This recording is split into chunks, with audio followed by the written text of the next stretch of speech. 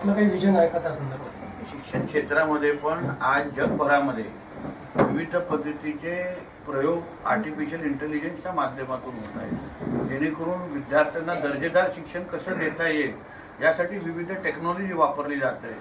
उदाहरण, अमेरिकेचा शिक्षक बसून तुमच्या सावंतवाडीमध्ये विद्यार्थ्यांना शिक्षण देऊ शकतो.